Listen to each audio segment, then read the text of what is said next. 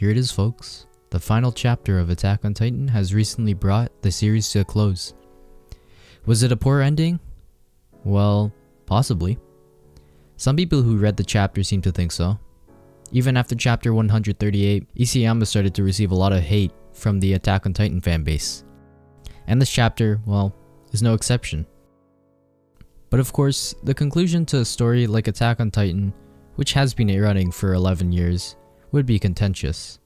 Something that touched the hearts of millions, perhaps your friends, family, and even yourself, may have felt a special connection to this story. So after reading this chapter, I've got to say, the chapter was quite decent. I think it definitely needed a lot more chapters to wrap up the story properly. Certain characters are still completely forgotten in the last chapter, and they also introduce a certain plot element which causes a lot more unanswered questions and leaves several of the questions unanswered as well. Isayama was building up some plot points but ultimately chose not to pursue them, making the ending a bit less satisfying than it should be. Some of the things he was teasing us with were made meaningless and insignificant.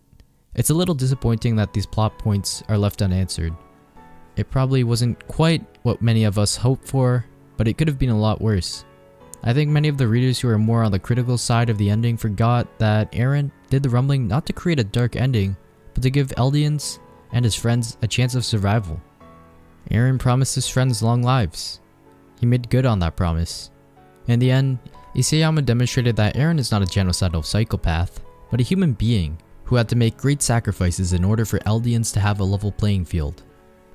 Will this ending kill your entire experience of Attack on Titan? No, of course not.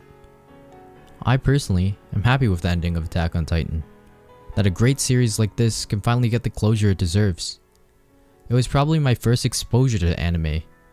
I recall my friend Joey telling me to start watching it in 8th grade, and I thought, a bunch of Titans would be so weird, why would I watch something like that?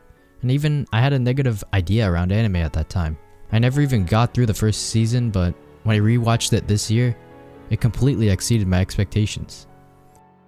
So the story has quite a special place in my heart. Isayama gave us such a great story for 11 years, and I think that's something we need to appreciate more of. This man was able to transform a story with great depths into a story packed with action and mystery, with good writing on political, metaphysical, and historical themes over the course of 11 years. I wish I had started Attack on Titan a bit earlier so I could have felt the stronger bond that many of the fans currently feel right now. But overall, I still had a great time. And not to mention that we still have the anime Season 4 Part 2 to look out for, and potentially a movie, but probably just Season 4 Part 2. So, in essence, Attack on Titan will undoubtedly live on in our hearts and be remembered as a significant part of history for a long time. The story gave me and many others a chance to escape during these difficult times.